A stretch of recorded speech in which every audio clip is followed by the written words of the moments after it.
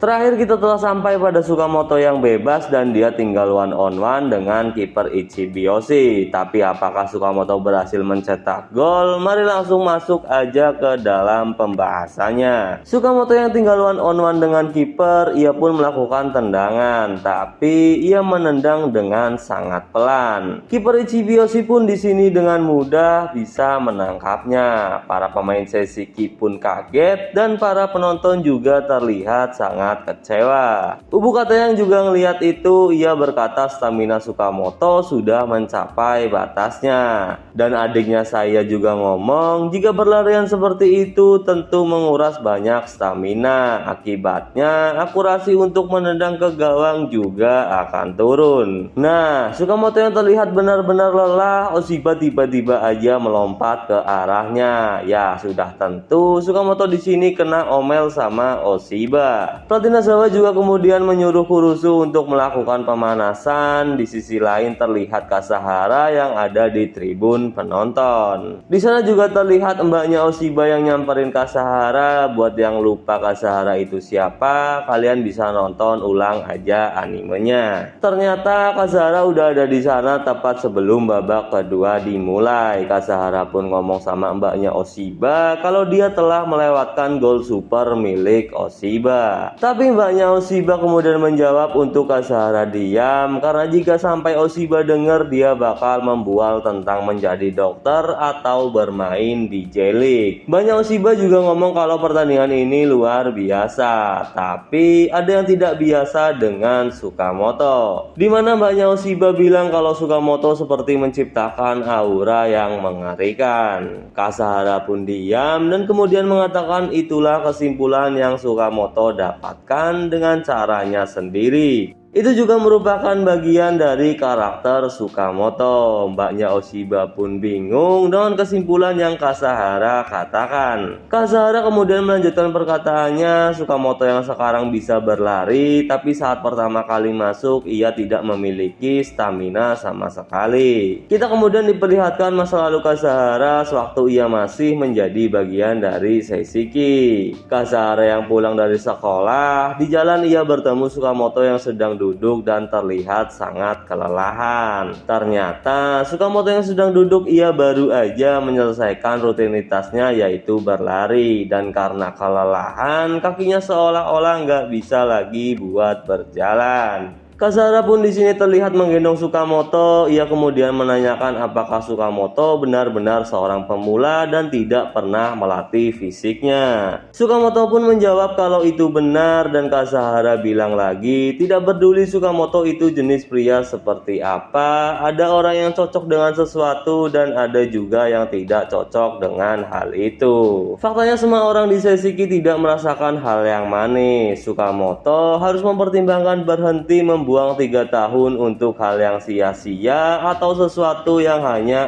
akan menghabiskan waktunya. Sukamoto yang dinasehati Kasahara, ia cuma bisa diam aja, dan sekarang Kasahara terkejut melihat Sukamoto yang akhirnya memutuskan untuk tidak berhenti. Ia yang tidak bisa melakukan apa-apa. Kasahara bertanya-tanya berapa lama Sukamoto terus melakukannya. Bukan sebagai orang jenius dan orang yang memiliki skill, ia juga bertanya-tanya bagaimana pendapat orang lain terhadap Sukamoto. Sukamoto yang dicap sebagai seorang menyebalkan yang berjuang sia-sia atau seorang pekerja keras yang tidak bisa melihat kenyataan. Kasahara pun paham dengan Sukamoto yang banyak berlari tapi masih merasa bahwa itu masih kurang. Ini sama aja dengan tidak peduli seberapa lelahnya kamu tapi masih harus melanjutkan esok hari tanpa tidur terlebih dahulu. Bahkan dengan melihat langit-langit di kamar hotelmu dan di mana tempat tidurmu, suatu hari setara dengan 1 mm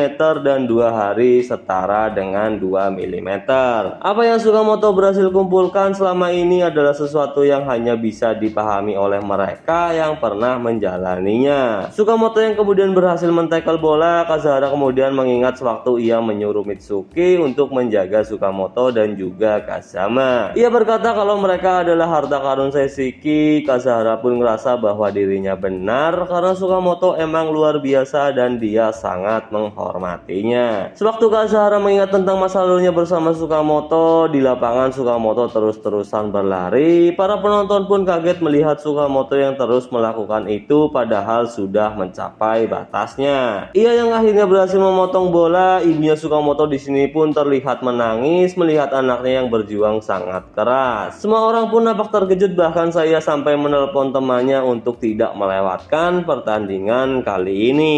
Tapi di samping lapangan terlihat Kurusu yang udah bersiap untuk masuk. Para penonton pun bilang mungkin yang akan diganti adalah Sukamoto. Nah, saat terjadi perebutan bola liar, Sukamoto pun kemudian berhasil menginterseptnya meskipun dengan susah payah. Bola kemudian berhasil dikuasai Kimista. Ia juga terlihat akan melakukan operan ke depan. Tapi Sukamoto yang tadi berhasil mengintersep bola liar, ia seperti merangkak di tanah dan gak bisa bangkit lagi. Kurusu yang melihat itu, dia pun berteriak untuk Sukamoto beristirahat. Bagaimanapun juga ia sudah banyak berlari dan karena sebentar lagi juga akan diganti. Sukamoto yang mendengar itu pun ia mempertanyakan pendapat Kurusu yang bilang jika dirinya sudah terlalu banyak berlari itu adalah salah. Sukamoto masih menganggap ia tak bisa berbuat apa-apa. Ia juga tidak berguna untuk tim. Ia canggung, lemah dan tidak berguna. Tidak peduli seberapa kali aku mencoba, aku tidak bisa melakukannya dengan benar karena semua itu, dan entah bagaimana caranya aku akan melakukannya meskipun berulang-ulang. Sukamoto pun bangkit kembali. Kimista yang sebelumnya akan mengoper ternyata ia mengumpankan bola ke depan kepada Oshiba. Oshiba yang mendapat umpan terobosan dari Kimista, ia hanya tinggal one on one dengan kiper Ichibiyoshi. Kiper Ichibiyoshi di sini pun bertanya-tanya apakah Oshiba akan menendang ke kanan atau malah sebaliknya. Nah, pas Oshiba bersiap untuk menendang, kiper Ichibiyoshi memprediksi Oshiba akan menendang ke sebelah kiri. Ia pun melompat, tapi Oshiba berkata malah sebaliknya. Oshiba pun menendang ke kanan, tapi tendangannya masih mengenai kaki sang kiper. Bola pun terlihat akan keluar, tapi Mitsuki dengan cepat menghentikannya. Ia kemudian mengirimkan umpan ke tengah dan sepertinya berniat mengoperkan ke Oshiba, tapi sayangnya tendangan Mitsuki terlihat ketinggian dan berada di belakang Oshiba. Namun untungnya ada Haibara yang melakukan overlap. Ia juga terlihat bisa menerima bola, tapi Niro yang terlihat mundur. Dia tidak membiarkan Haibara lewat begitu aja. Haibara kemudian melakukan back pass kepada Sukamoto yang menurut para penonton larinya udah kayak zombie. Kazama pun kemudian berteriak dan meminta bola karena dia bebas, tapi Oku yang mundur dengan cepat menekel Sukamoto. Sukamoto yang kena tackle Oku, ia malah ngerasa bahwa kakinya bisa bergerak lebih baik, dan dengan mengerahkan seluruh tenaga yang tersisa, Sukamoto kemudian mengoperkan bola kepada Kazama. Scene ini keren banget sih menurut aku. Nah, Kazama yang bebas, dia berniat buat menendang ke pojokan gawang, tapi Aiba yang kali ini mundur. Ia kemudian melakukan tackle kepada Kazama. Aiba pun kemudian mendapatkan kartu kuning karena dinilai melakukan tackle yang berbahaya. Di sisi lain, Sesiki juga melakukan pergantian. Sukamoto yang terlihat sulit untuk berdiri, Kazama menanyakan apakah dia baik-baik aja. Kazama yang juga menawarkan untuk menuntun Sukamoto keluar, tapi ia menolaknya. Sukamoto yang berjalan keluar, ia mendapatkan banyak tepuk tangan dan para penonton juga memuji kegigihannya. Sukamoto pun kemudian terlihat membungkuk sebagai ucapan terima kasih kepada para penonton. Ia juga disambut oleh pelatih Nazawa dan juga rekan satu timnya. Ubukata yang kemudian berniat memberikan Sukamoto jaket, tapi ia malah bengong melihat Sukamoto yang banyak mengeluarkan keringat. Di sisi lain, aku menanyakan keputusan Aiba yang mundur. Aku mengatakan tugas Aiba hanya menunggu di depan. Apakah Aiba tidak mempercayai rekan satu timnya? Tapi Aiba malah mempertanyakan arti rekan satu tim dan ia bilang jangan membuatnya tertawa. Kamimura pun memisahkan mereka dan mengatakan Aiba untuk mendinginkan kepalanya. Pertengahan itu emang sedikit mengejutkan. Kamimura pun merasa jika suasana Ichibiyoshi nggak terlalu bagus. Sesiki yang mendapatkan tendangan bebas. Oshiba di di sini terlihat memegang bola. Tapi tentu aja Kimista di sini tidak membiarkannya. Selain itu Kamimura juga nampak mengatur rekan-rekannya dan menyuruh Aiba untuk menunggu di depan. Tapi Kamimura kemudian terkejut melihat Aiba yang tidak mendengarkan dan malah berjalan menuju sisi kiper. Aiba lalu bilang ke kiper Ichibiyoshi ia akan mengurus sebelah kiri. Ia juga menatap Kimista dan bilang apa yang selanjutnya akan Kimista lakukan. Aku yang melihat itu pun dia bilang kalau Aiba benar-benar pria yang bodoh. Pelatih Ichibiyoshi juga terlihat marah dan para penonton bilang kalau tingkah Aiba di pertandingan kali ini benar-benar aneh. Ia juga secara mengejutkan dapat kartu kuning, tapi ada juga yang bilang kalau Aiba seharusnya adalah orang yang gak suka bermain secara tim. Ia adalah talenta super yang bermain egois, tapi dengan berpindahnya Aiba ke sisi gawang itu akan membuat persentase gol berkurang. Kimista pun kemudian melakukan tendangan dan Aiba di sini berteriak untuk kiper Ichibiyoshi melompat. Bola pun kemudian berhasil ditepis dan Seishiki cuma dapat sepak pojok aja. Kayak di sini ngomong kalau Kimista menendang bersamaan dengan wasit yang meniup peluit. Timing itu membuat pagar betis dan juga kiper tak bisa bereaksi. Marukawa pun ngomong itu sebabnya Kimista seperti tidak mengambil ancang-ancang ketika melakukan tendangan.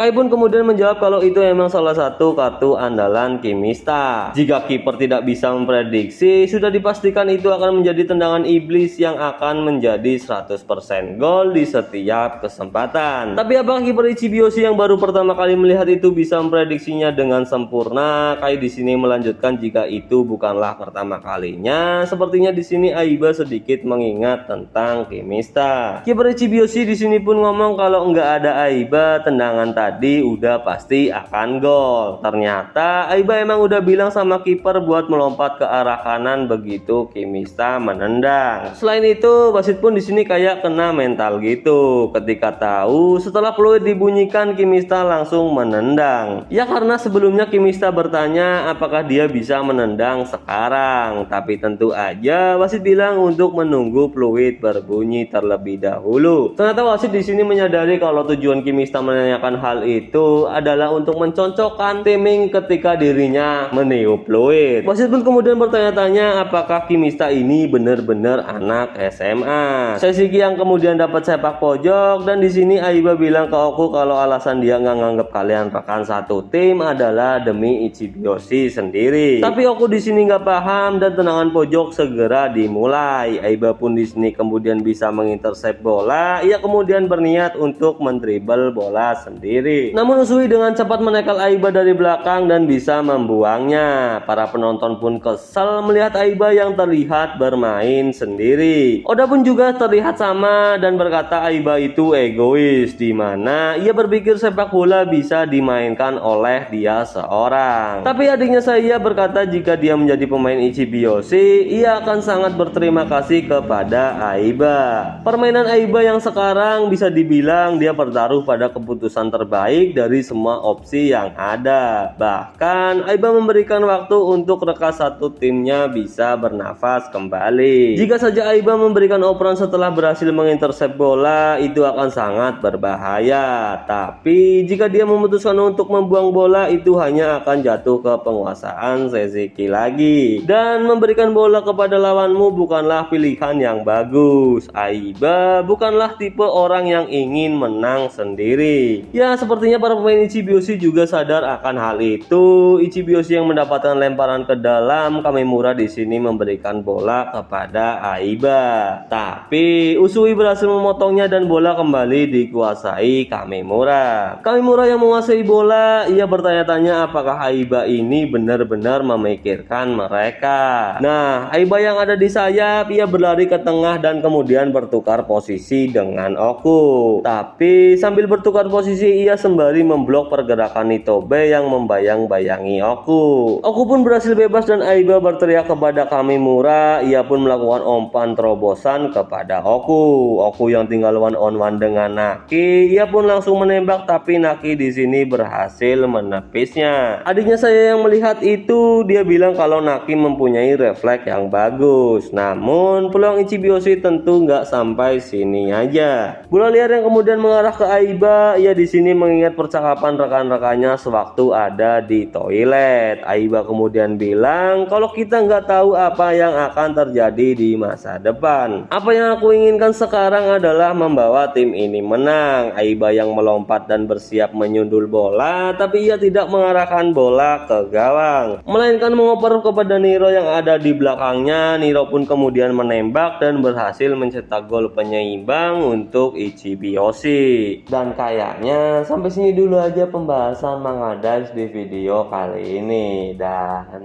bye bye.